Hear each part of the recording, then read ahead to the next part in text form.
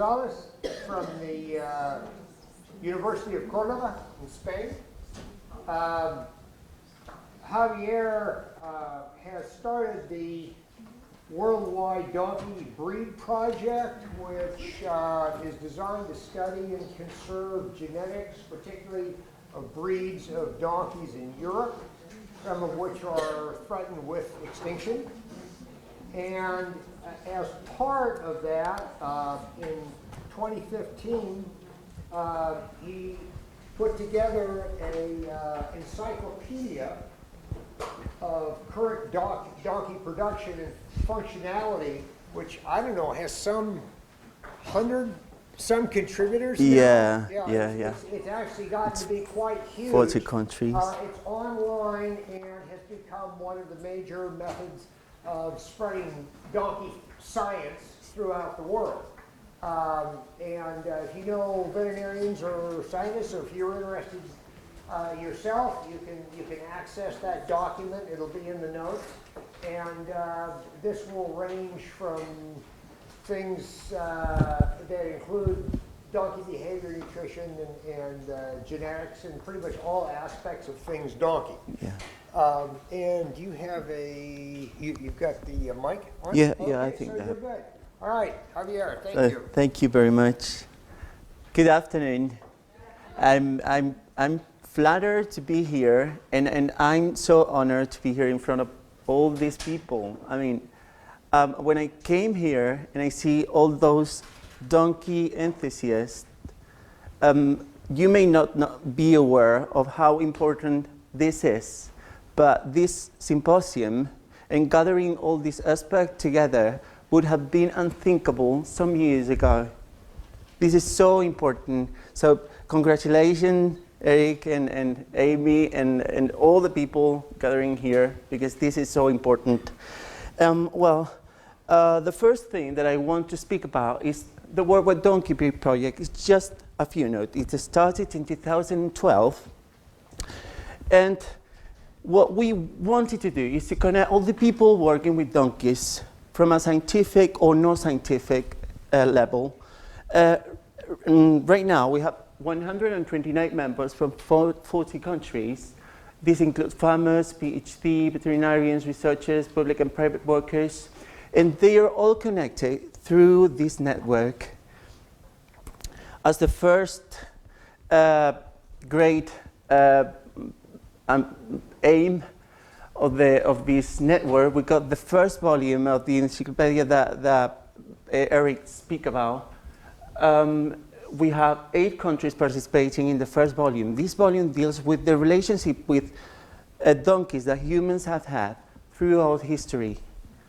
There have 12 chapters and 23 experts collaborating, and these volumes are free for everyone who wants to get them, because we think that the information and should be available for everyone wanting to know how did we came here and where do we want to go. So if you can approach Eric, you can get a copy or maybe contact me and I will give you a PDF copy for you to have a look. Well, I'm going to speak about the animal, the creature that brought me here, and who I really, really, really love. This is the Andalusian donkey. These animals are so incredible, and they have followed with me for all my veterinary life. This is my country, and we can say that the expansion area that these animals cover is this one that is shown with the white areas. In Spain, we have 2 main nucleus, one which is in this part, and the other which is in this part. This is the province that I come from. Let's speak about some data. The first 2 columns speak about the number of genetic analyses that we are covering in Spain, considering the problems that we have with donkey data, because these pedigrees are really incomplete. We barely know the information about parents. We barely know the information about great-grandparents, grandparents. We need to check that all the connections provided are correct. In fact, I don't know if this happens as well in the United States, but in my country, some owners intentionally don't register the males or the females that are giving a certain phone just because it doesn't, it's not economically worthy. Right now, we have a 55 births per year, which is a really low number, but we have to consider that in our pedigree we have 1,017 animals registered historically, out of which there are only 800 alive, and out of which I could say that there are only 600 pure animals. When we think about endangered species, we quickly go to bears, to tigers, and what about those breeds? We are losing all culture, and this is something really important to protect. Here we can say the number of jennies, the number of jacks, and what's more important, the number of actually breeding jennies. These are jennies and jacks that are actually being bred to obtain both mules, sometimes hinnies, but that's not very important in my country, and sometimes, and hopefully for me, most of the times, donkeys. Okay, let's understand a bit of the situation. We have a 75% of the population gathered together in less than a 50 kilometers radius here. Imagine we have a disaster. This is risky because we could lose all the population, or 75% of the population. We are starting a worldwide distribution to gather as much information as we can. In fact, we have 7 international funds which are gathering a progressively increasing number of animals. Right now we are starting a project about implementing embryo rectification and embryo cryopreservation and semen collection and semen freezing, because something that is really interesting is that we need to connect all those animals, because as I spoke about, we have only a 47% of the population from which we know whose parents are. This becomes decreasingly relevant when we go further in the generations. So how are we supposed to work with donkeys genetically if we do not know where they come from? As I spoke about later, before, these are the data that we are now working with. Okay, this breed has suffered very many bottlenecks throughout the history. I don't know if you know what's a bottleneck. A bottleneck is a sharp decrease in the population. This sharp decrease starts with the Umayyad Caliphate and culminate with the industrialization process of the field. I mean, we didn't need donkeys because we have machinery, and we never need donkeys to go to the places because there was an efficient transport network so that the numbers really decrease. Furthermore, and what's really important is that for almost 4 centuries we were banned to cross jacks and horses. In fact, it was punished under death penalty. So it was a pretty efficient method to control the people who didn't breed the animals. What they said is that when you had a mare being pregnant by a jack, you were losing the opportunity to get a new horse. So that they banned everything. Interestingly, this total prohibition didn't finish until 1834, which is pretty recent. These are 2 of the documents which gather all the information. And one thing that I would like to highlight is that how did we let this happen? I mean, donkeys in Egypt, as they are registered dating back from the 13th century, were the most ridden among the most notable ones. Then superstition with the association of donkeys with the god of death, Seth, in Egypt, changed everything. We have some, even throughout the world, we have some villages who put all the bad stuff that's happening to the village on a donkey, and they are likely to push a donkey over a cliff just to get released of the things that is happening today. So just to be aware, this manuscript dates back from the 13th century, and what you can see there is that a long-eared animal among all short-eared animals. These were coming back from the Ramadan. Even donkeys were highly valued as war animals.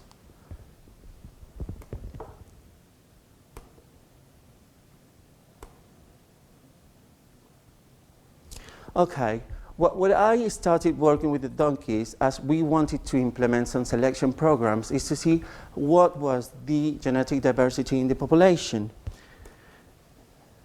What we have found is that the genetic diversity loss can be considered small, and it's common to the breeds which are common genetic and known background.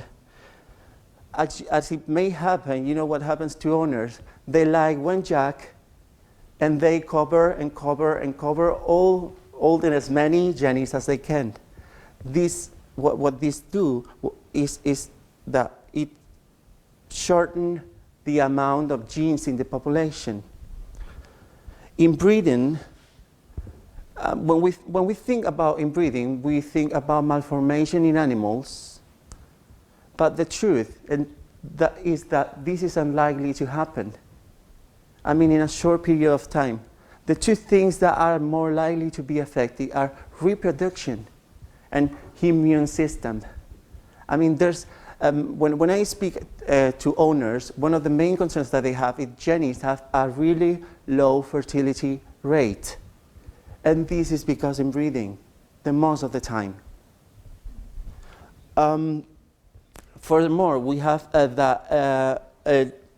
there's a long generation interval. When we speak about generation interval, we speak about the average age at which the parents have their offspring.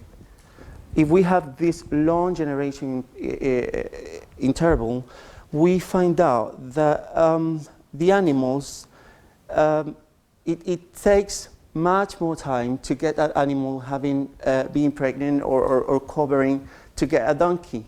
This can be used when we consider the situation that we have with inbreeding, because the longer the time is, the greater the number of breeding animals we can include in a population.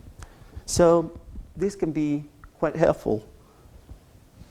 What's the problem? The problem that is our main concern today is the productive sustainability of the animals.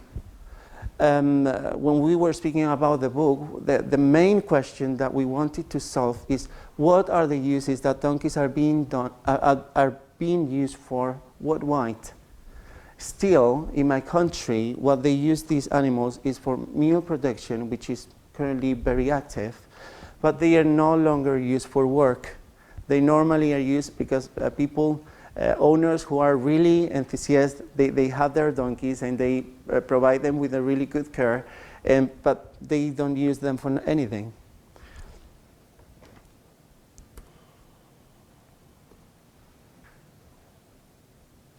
Okay, what we did was trace back the story of this population 36 years, and what we find out is that the low completeness level of the population didn't allow to find really reliable parameters.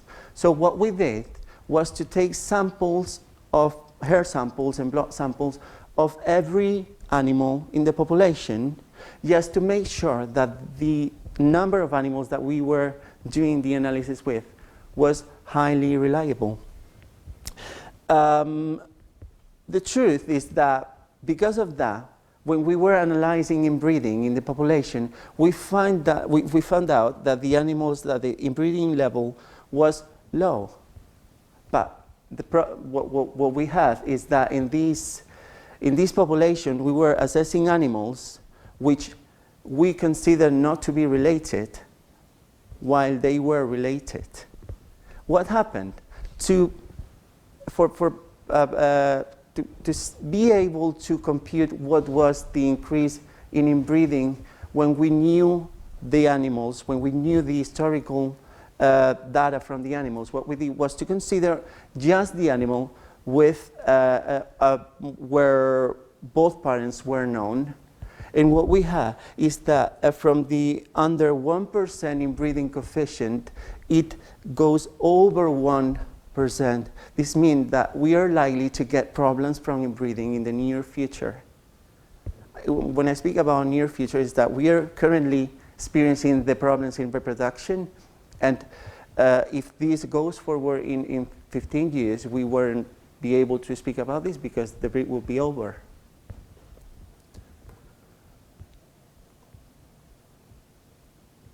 Okay, then we get to some controversial moment, because if we select for the animals, then we reduce the genetic variability. And if we preserve the genetic variability, we do not select. So we need to keep a balance to see what's important in our case. In this case, if we can see, prolonging the generation interval may be useful to increase the number of sires and down-selected for breeding, as I already said. And this may increase the effective population number. The effective population number is the breeding population. I mean, the jennies and the sires that we are actually being able to use for donkey breeding. We have to consider as well that the shorter the generation interval is, with everything else being equal, the faster the rate of genetic progress is. So the faster is as well the loss of genetic diversity. So we have to be really careful while doing these kind of studies. Okay, donkeys are different to every animal. There's anything, I mean, they're not psychological equal to horses even. They are not anatomically equal. They don't resemble any other species. And that affects genetics as well. When we think about having hair samples to sample the DNA for DNA extraction, in horses it works really well, but in donkeys it doesn't, because the hair follicle gets keratinized, so that although nuclear DNA persists, it does it in a low level, so we aren't able to get as many DNA to do the test that we need to do. So what we have to do is to use blood samples, 5 milliliters of blood samples in EGTA. And when it comes to quantitative genetics, which is the area that I work with, the problem that we have is that if this is a simulated pedigree, what happens if I do not know anything about this number of animals? I can see the animals that I'm seeing, but I do not know where they come from.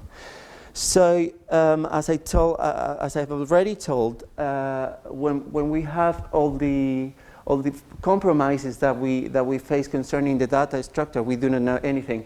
And about the data samples, think about doing genetic analysis. When we work with other species, we are speaking about 40,000 animals belonging to the same breed to do a genetic analysis. For my study, and is a great number, I counted on 300 donkeys. When you try to publish that information in journals, they say, where are you going? What do you want to do with that? Okay, so what we do is to go straight to using microsatellite markers for parentage and genotyping. We did all the possible combinations. I mean, we genotype and make sure that all the animals were belonging to the animals the owners said that they belong to. Sometimes we get some strange thing that the owners say, they give you an animal and you need to do the parentage test. And then you have the possible choices, and any of the choices work.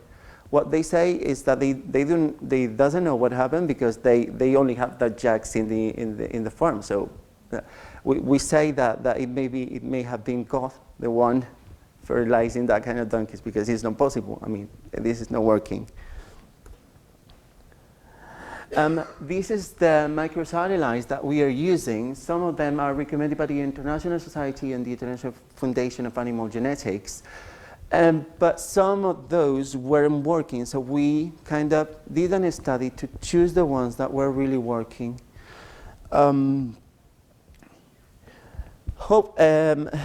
Importantly, the situation is slowly changing.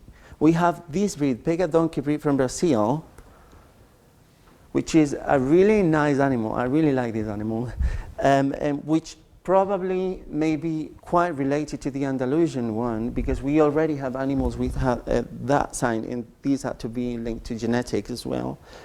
And we are also starting to have some spotted donkeys there. And this association from Brazil gathers 26,000 animals in their pedigree in 2014. This is really far from the numbers that we have for the Spanish horse, which are 187,000 animals. But still, that's a good start. I mean, we are doing things properly, and people worldwide is working really good to improve the situation that we have on donkeys. Okay, when we want to do a genetic analysis, the first question that we have to do ourselves is, what do we want to measure? We have quantitative traits and qualitative traits. The first, quantitative traits, can be continuous or discontinuous. And the most important thing that we have to bear in mind is that they follow a scale. The most important thing in quantitative traits is they may be linked to polygenic relationship. There may be a lot of genes involved in the quantification and the background of these characters. What the difference between continuous and discontinuous? When we speak about a continuous trait, we are speaking about those in which the scale we have intermediate values, we have decimal values, for example, body measures. And we speak about discontinuous traits, is those traits that follow a scale, but we only scale like 1, 2, 3, 4, but nothing in between. And then we have qualitative traits, categorical and binary traits, yes or no traits, which may be usually controlled by a single gene or a small group of genes, and which are those that we can classify into categories, but natural categories. Okay, among quantitative traits, we have body measures, meal production, cognitive processes, which is the thing that I'm really working, the background of cognitive processes, gaits. In some organisms, disease resistance. For example, imagine that we measure the amount of parasite eggs that we found in feces. We can make that quantitative. Height illustrates the concept very well. Height can occur across the range. We have decimals. We can say that someone is short or tall, but this is not natural category. It's just to show the animals, so that the most accurate way to measure height or any body measure would be as a quantitative trait. We also carried a study measuring and modeling for the assessment on genetic background of cognitive processes. What we wanted to do is to give evidence, to provide evidence that there's intelligence among those animals. And there's a variation, and there's some patterns that are common to other species. This could be applied to miniature donkey fishing as well. We could control the length of the body measures in donkey fishing and try to select against that condition.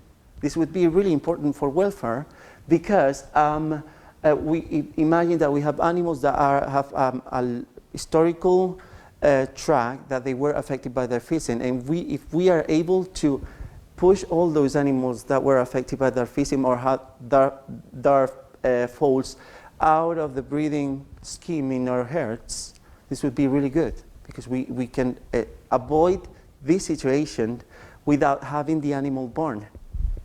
The wider the scales are, the better the properties of the distribution are as well. This means that we are scoring for the variability found in the population. If we are able to measure more variable characters, the greater the data that we are going to obtain it is. For example, this is, I'm not going to stop pretty much time in here, but just for you to have an opportunity to look at these, at what we found in the paper about cognitive processes. What is interesting is that the person measuring for these cognitive processes didn't know which were the categories that they were going to be considered in. And what we find out is that those related with coping styles are the strategies that animals develop under stressing situations. You know that horses are likely to fly while donkeys stay frozen. Well, it depends on the animal, but those cognitive processes related to reactivity were the first to split from the rest of cognitive processes. And what we have, and which is more important, is that we follow the scale that are being followed in humans.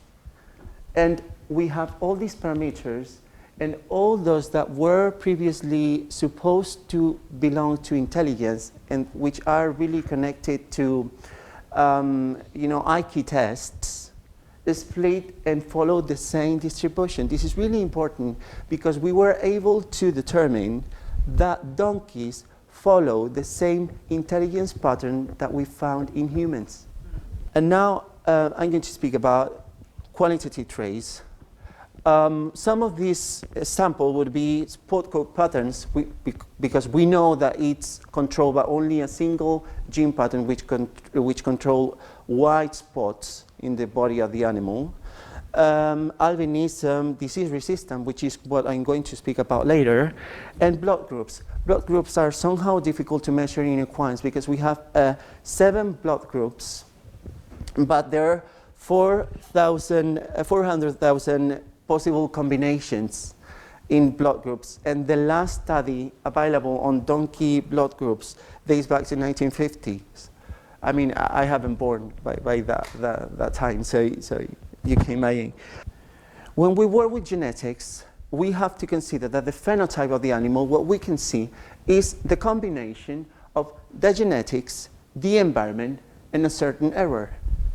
The ones that we gather here are environmental temporary effects. There are a lot of temporary environmental effects that can affect the population. And then we have the uncontrolled effect variance, and which is something that we have to measure every time because we do not have the tool to control all the effects affecting a single trait. Think about behavior. We have, throughout my studies, we have found that many factors affect behavior, and we didn't know that they were even involved. For example, just to make a quick note, we find out that the moon phase at birth of the animal accounted for the same strength effect as the mother when it comes to cognitive development. What happens is that certain phases of the moon make the animals be prone to give birth to the foals before time, so that there were cognitive underdevelopment signs which accompanied the donkey through all his life. This is really interesting, and we'll hopefully get that published soon, so that I will be able to share all the information with you. Okay, so now we are going to speak about disease hypersensibility and the welfare potentialities of selecting against this hypersensibility. You probably be acquainted with jackshore, flybites, or summer shores. I don't know, is this pretty common in the United States? It is. Okay. What we find out is that this is caused by Habronema, which is a nematode. And this, what it is interesting about this condition is that these larvae weren't supposed to end up where they ended, and they caused that problem because they weren't supposed to be there. Okay, well, I always like to keep in touch with the farmers because we as veterinarians have a responsibility with the animals, with the persons that work with the animals, and which are at first instance the people who are in charge of protecting our breeds. When I spoke about this situation with the farmers, what they say is that this happens when weather gets warmer. Some animals are affected every year. Some are never affected. And some jennies and jacks and their offspring with the same hair are affected while the rest are not. So I thought that there could be many factors involved, but as we observe and intrafamiliar empirical observation, genetics must be involved. Then we go back to bibliography to find out what are the factors involved in the development of this condition. What happened is right now when we try to approach donkeys from whatever the condition that we want to treat or whatever the information that we want to get, when we try to find for information in the net or books, the information that we got is not much. In this case, what we know is that the traditional nomenclature says that summer or jacksows give you a lot of information of this condition taking place in late spring and early summer, late April through June, generally after March rainy periods, partially regressing or even disappearing in winter. It causes more severe lesions in donkeys, and we will speak about what are my suspicions about this. And there's a lower predisposition that has been suggested for gray or diluted coat equines. However, we have a 94% of the population affected in Spain in the Andalusian donkey. So I think that with darker coat animals, it would be 100%. The truth is that when we treat the animals, this condition is likely to remain, and they are likely not to relapse if good prevention measures are being applied. What happens is that the flies, we have an affected donkey by nematodes who is releasing eggs with manure, and then the flies eat the larvae. And then when they are trying to close the cycle, they deposit the larvae in wounds in the animal. And this situation gets increasingly dangerous because there's an over-inflammatory reaction by the animal. And as we can see here, this is not really affected. I've seen worse injuries for example, in the dorsal line or in the limbs. What happens to the body of the donkey is that, as I've already said, is that there's an overreaction to the parasite. Then, when these parasites are remitting, they fight against that reaction, and the situation gets worse and worse. For you to understand what happens with the body of our donkey would be this. When we are trying to protect our place, we are destroying our skin. That's what really happened in the skin of the donkey.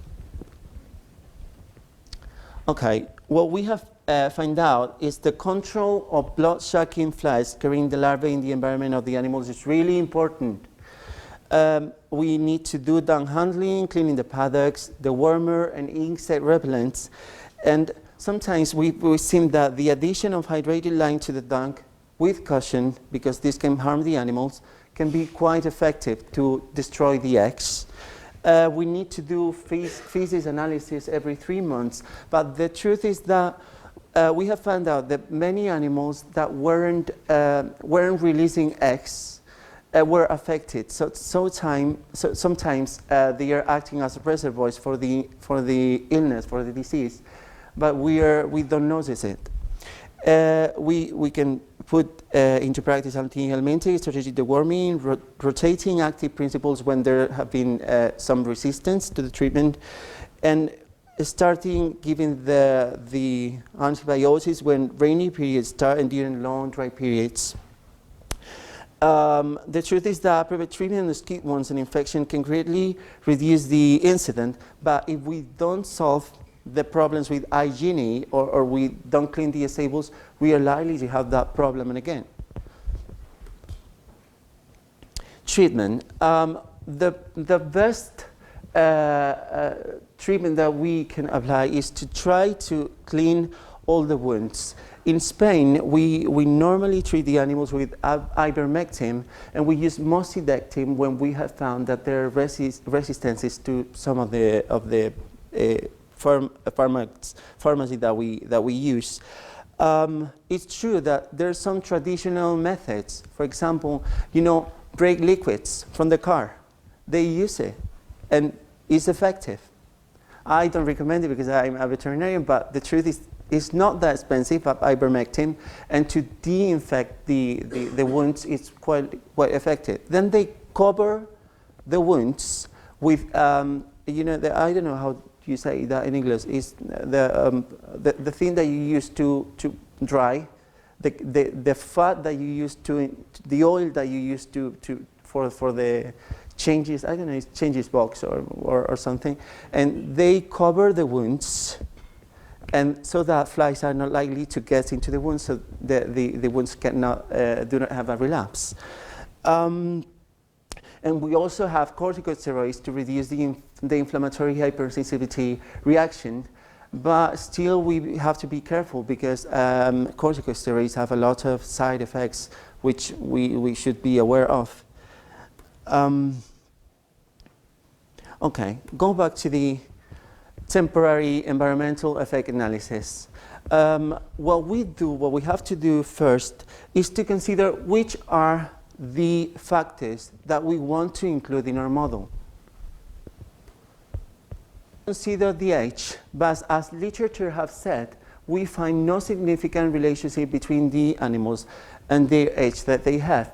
I mean, it was exactly the same likelihood to be affected when they were really old or really young or everything in between. So there's not really a significant factor. Farm. It accounts for 64% of the risk of having this condition. What's involved in farm? We have hygiene, animal number, the use, the husbandry system, feeding, and many other factors. To assess some of the problems, how problematic some of the factors and some of the levels that we have in the farm, we classify the farm into 4 categories. We have intensive farms, which were those in which donkeys lived in reduced space, like boxes, and where regular veterinary care were provided, and where the donkeys have a daily contact with their owners. Semi-intensive and semi-extensive, which the only thing that they were different is that in the case of semi-intensive, there was a daily contact with the animals, while in semi-extensive, they weren't a daily contact. Some of the owners released the animals and only collect them while it was night. And extensive farms. Extensive farms follow some of the patterns that we see in feral animals. These are animals that are only collected when we want to include them in the stock book or just to do the minimal sanitary inspection, which may happen once a year. Then, as we surveyed the information from the owners, we contrasted the information with the information of the association because we needed to find out whether this information was true or not. Husbandry system accounts for an 80% of the 18% of the strength of the factors. Extensive farms have shown to be the most protective ones against this condition, because when we leave donkeys with human contact, they know how to handle. They are really good at covering. If they have brushes, they are able to get cover, and so that the fly doesn't approach the wounds.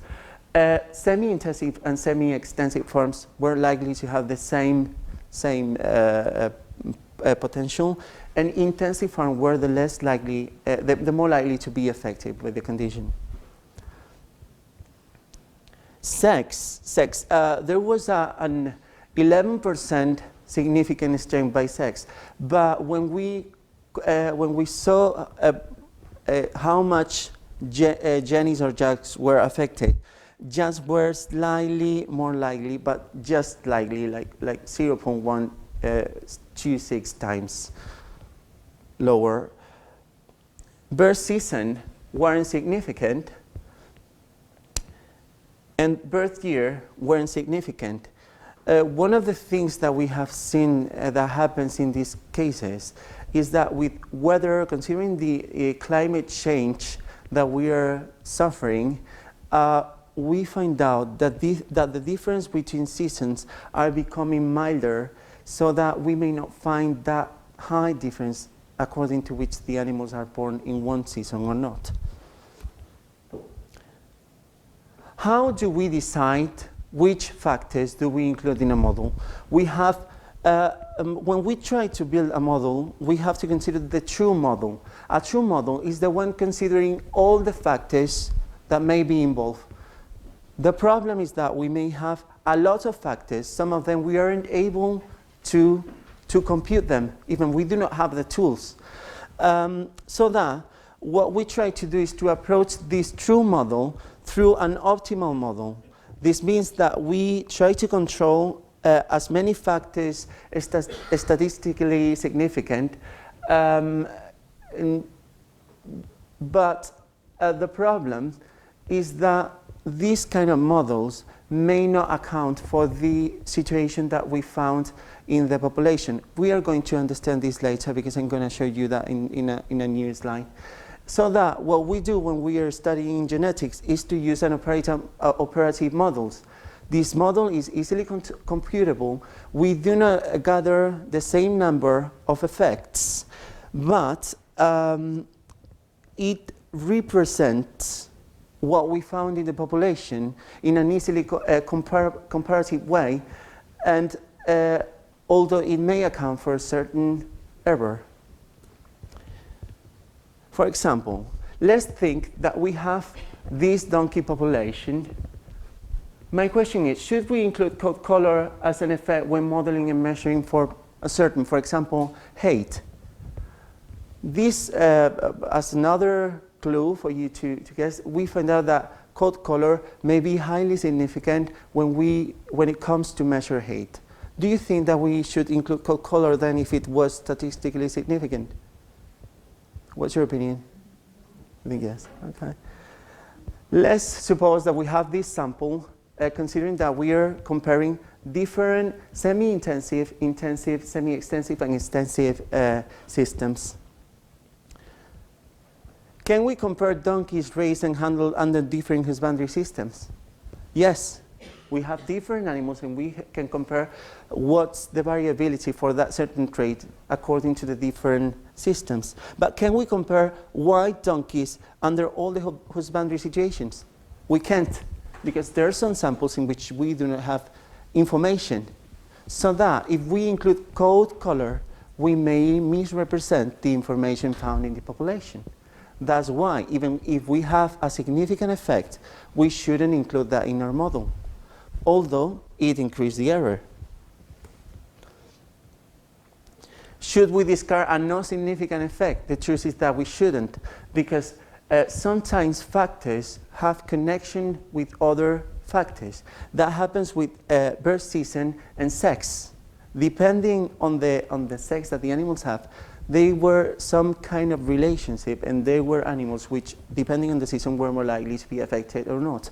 And with birth year, it happens exactly the same with the farms. This was statistically significant because what we found is that there were farms that were going through a bad moment, depending on the year, or that whose conditions improve, or on the other way get worse. So that we needed to include this situation.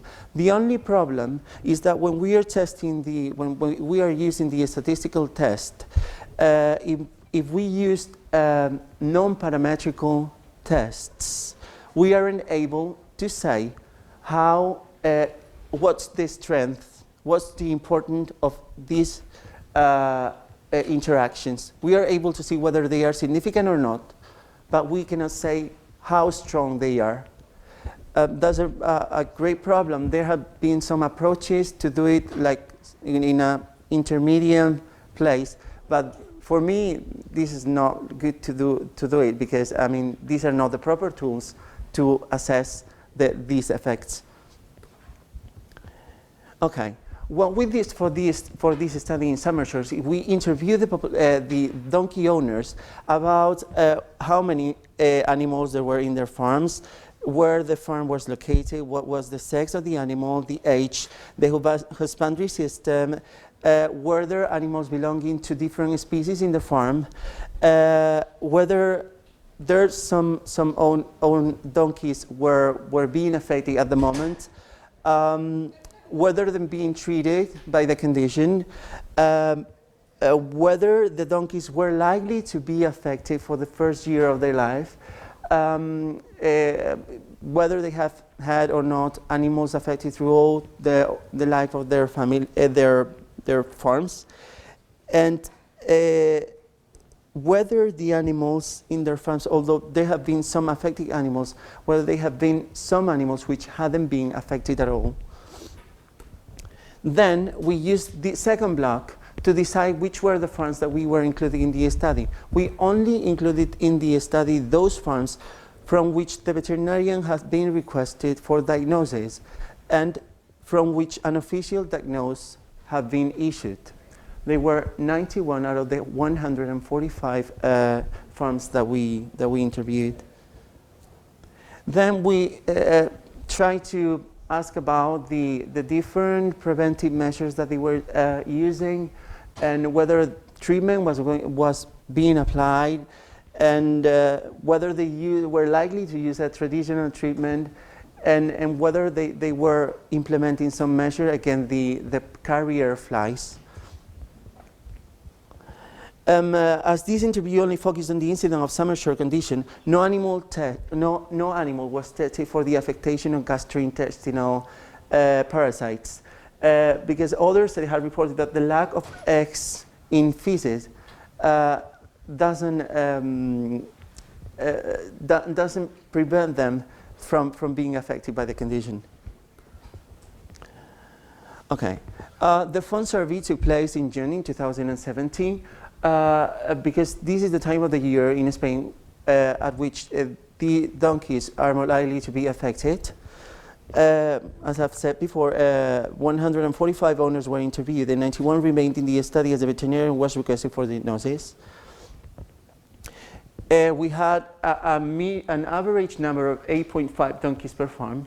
Farms were located all over Andalusia. Other species were present in the farms: cattle, sheep, dogs, llamas. Cutaneous biopsy of the wounds or effectiveness of the treatment were the things that we were relying on to decide whether the animals were really affected by this condition or not.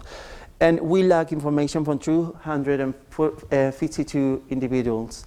Sometimes is that, for example, even the military, which are likely to have a great extensive report, have a report on whether the animals had skin conditions, but they do not categorize which condition come from which cause. Okay, what we find out is there's a 4% of genetic heritability. This is low, but still it let us do some selection of the animals. Here we find out that the variability, we have to speak about 3 different kinds of variability in this case of study. We have genetic variability, which is the in turn, genetic variation that we found among the animals, the phenotypic variability, which is something that we can see, how variable are them, and the environmental variability, how different were the environments in which the animals were tested. Okay. Now we are going to speak about the random effects matrix. It means genetic value of the animals. How do we select the animals? How do we select against or in favor a certain condition? Okay. Once we have carried out all the analysis, tomorrow there's going to be a genetic lab, so I'm going to try to teach you how to perform your own genetic evaluation of the animals, which is something that we can do even at a herd level, which is really important. And then when we carry out the analysis, including all the effects, we got a list which considers which are the values each animal potentially have. The negative values means animal whose information selects against having donkey hypersensibility to summer shores. These would be interesting to be crossed between each other, because this way we would be able to select for more resistant animals. The ones scoring positively, they are more likely to be genetically predisposed to suffer this condition. What happens in this kind of situations in which heritability is not that long is that we can have a very genetically strong donkey against this condition. But what happens if we do not clean the stables? It doesn't matter. We are going to have the condition anyway. Okay, so what's the expected value of our animal? We have to check the information that we have in the pedigree. It can be for the whole population, which is quite more reliable, but we can do it at a herd level. We have the males, the females, and we compute the half of the information that they provide. The most information that we have from every animal, the more reliable the information that we have here it is. For example, when we have these kind of values, this may mean that we may have information from great-grandparents, grandparents, or other relatives.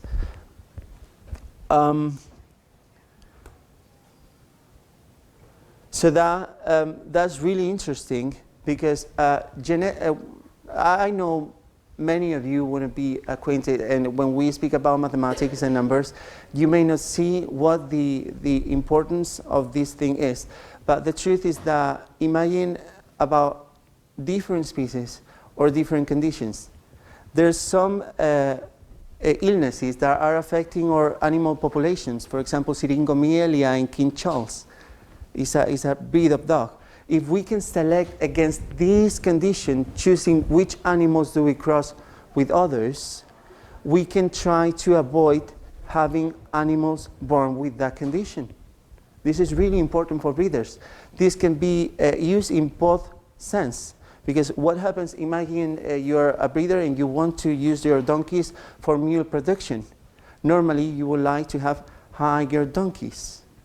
So we can select against this, for this condition. As well, we can have many traits assessed together in order to see which are the relationship between those traits. In our case, for example, in the case of the cognitive processes, we were able to score which was the information, which were the relationship between some of the characters of cognitive processes related to intelligence, which is something really, really important. Okay, so if there's any question that you need to ask or something, I apologize for my English, but this is not my first language, and I've not been like quite often outside, so thank you.